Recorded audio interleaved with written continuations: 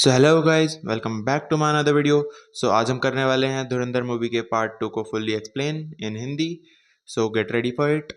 अगर आप मेरे चैनल पर नए हो तो चैनल को सब्सक्राइब कर दो, क्योंकि ऐसी वीडियोस मैं लाता रहता हूँ। और वीडियो को लाइक भी कर दो। तो अब चलते हैं वीडियो की तरफ। तो दोस्तों, धुरंधर के पार्ट 1 की एंडिंग में हमजा अली मज़ारी यानी जसकीरत सिंह रांगी ने कराची के अंडरवर्ल्ड पर अपनी पकड़ बना ली थी। यहाँ पर सभी लोगों को ऐसा लग रहा था कि उसका मिशन खत्म हो चुका है। बट यहीं से तो उसका असली मिशन शुरू होता है। और यहाँ से उसके मिशन धुरंधर की सबसे डेंजरस चैप्टर के स्टार्ट होना शुरू हो जाता है। और ये डेंजरस इसलिए है क्योंकि इस बार दाव पर सिर्फ एक शहर नहीं बल्कि पूरे देश की सुरक्षा लगी हुई है। हमजा को ऐसे दुश्मनों का सामना करना पड़ेगा जो पर्दे के पीछे रहकर पूरी दुनिया को कंट्रोल करते हैं। तो हमारे चैप्टर 1 लिहारी का नायाब बादशाह की स्टार्टिंग में रहमान डकैत की मौत के बाद लिहारी के लोग हमजा को अपना हीरो मानते हैं। एक आवाज़ पर पूरा एरिया खड़ा हो जाता है। मेजर इकबाल भी उस पर भरोसा करने लगता है। लेकिन हमजा इंडिया को हर दिन सीक्रेट इन्फॉर्मेशन भेज रहा होता है। उसे पता चल जाता है कि पाकिस्तान के कुछ टॉप ऑफिसर एक नए ऑपरेशन की प्लानिंग कर रहे हैं। इस ऑपरेशन का कोड नेम होता है ब्लैक स्टॉर्म। तो इसी के बाद हमारा चैप्टर 2 स्टार्ट होता है, जिसका नाम है ब्लैक स्टॉर्म। हमजा को एक सीक्रेट मीटिंग में बुलाया जाता है। वहाँ जनरल रशीद नाम का मास्टरमाइंड बताता है कि इंडिया के खिलाफ एक ऐसा अटैक होगा जिसे दुनिया सालों तक याद रखेगी। मीटिंग में नए वेपन्स, फंडिंग और स्लीपर सेल्स की बात होती है। हमजा ये सब देखकर समझ जाता है कि खतरा पहले से कई गुना बढ़ चुका है। और वो तुरंत अजय सनिहाल को मैसेज भेजता है, जो कि उस टाइम के इंटेलिजेंस ब्यूरो के डायरेक्टर थे। इसी के बाद हमारा चैप्टर 3 स्टार्ट होता है, जिसका नाम होता है अंदर का गद्दार। इंडिया में इंटेलिजेंस एजेंसीज को शक होता है कि उनकी बातें लीक हो रही हैं।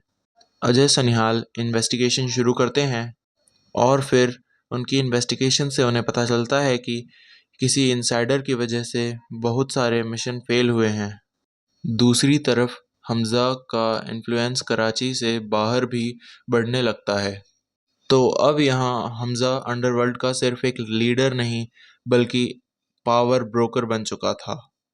इसी के बाद चैप्टर 4 की स्टार्टिंग होती है, खुल गया राज। एक ऑपरेशन के दौरान जनरल रशीद को कुछ पुरानी फाइल्स मिलती हैं। उन फाइल्स में हमजा की असली पहचान होती है। और अब सबको पता चल जाता है कि हमजा एक इंडियन एजेंट है। और जब ये बात मेजर इकबाल को पता चलती है, तब उसका गुस्सा 7वें आसमान पर पहुंच जाता है।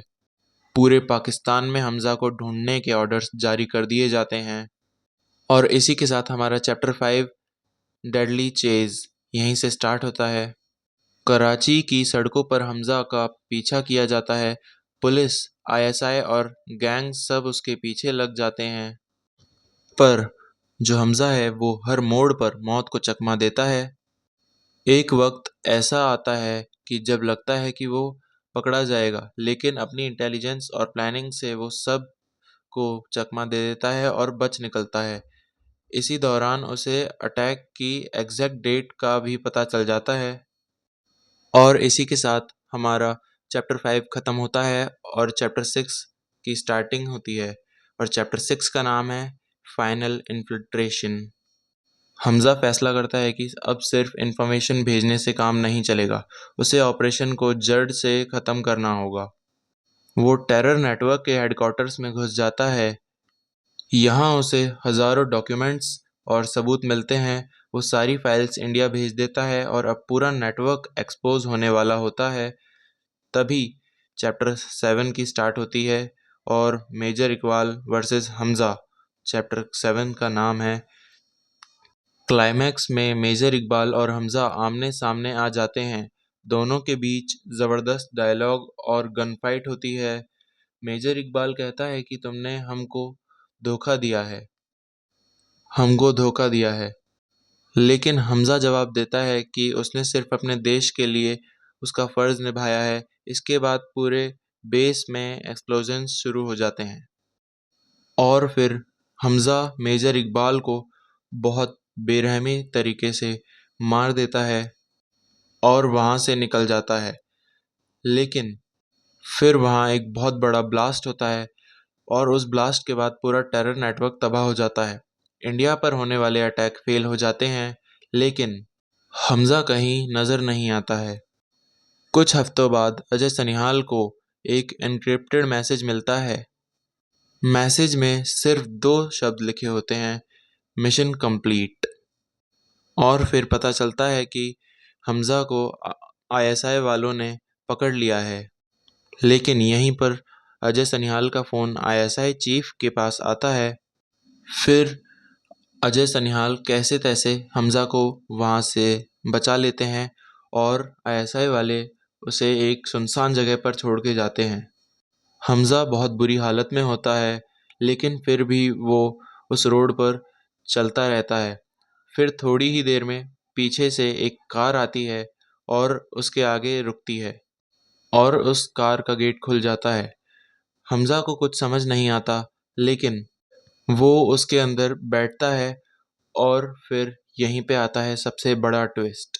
हमें पता चलता है कि जमील जमाली, जो पाकिस्तान के लिहारी का जो एमएलए था, वो भी एक इंडियन एजेंट है। वो हमज़ा को बताता है कि उसे भी 45 साल पहले भेजा गया था पाकिस्तान की सियासत में घुसने के लिए। तभी हमज़ा को वो सीन याद आता है जब अजय सनिहाल ने उसे बताया था कि इंडिया में हमारा पहले से एक एजेंट है, लेकिन शायद से तुम उसे कभी मिलो ही ना। और फिर हमज़ा को जमील जमाली सुरक्षित एयरपोर्ट पर छोड़ देता है। पर तभी हमज़ा अपनी डायरी निकालकर उसकी वाइफ को और उसके बेटे को देखने लगता है। तभी जमील जमाली बोलता है कि अब उन्हें भूल जाओ। फिर हमें सीन दिखाया जाता है कि हमज़ा प्लेन में बैठकर इंडिया के लिए निकल चुका होता है और अजय सनिहाल से बात कर रहा होता है। अजय सनिहाल उसे कहते हैं कि तुमने अच्छा काम किया, लेकिन अब तुम आराम करो। फिर हमज़ा अपनी उस फ़ोटो को जलाकर डस्टबिन में डाल देता है और फिर उसके बाद हमें सीन दिखाया जाता है कि हमज़ा अपने गांव गया है पंजाब में, जहां उसे अपना बचपन दिखाई देता है। और फिर वो अपने घर के सामने जाता है, जहां उसे उसकी बहन और उसकी माँ दिखती हैं। उसकी आंखों में आंसू आ जाते हैं, लेकिन वो वहां अंदर नहीं जाता। तो गाइज़, आज की वीडियो में इतना ही। अगर आपको ये कहानी पसंद आई तो वीडियो को लाइक, शेयर और सब्सक्राइब ज़रूर करें। और अब मिलते हैं नेक्स्ट वीडियो में। और आपको कौन सी पिक्चर का अगले एक्सप्लेनेशन चाहिए, सो मेरे को बताना ज़रूर, कमेंट करना। सो बाय, मिलते हैं नेक्स्ट वीडियो में।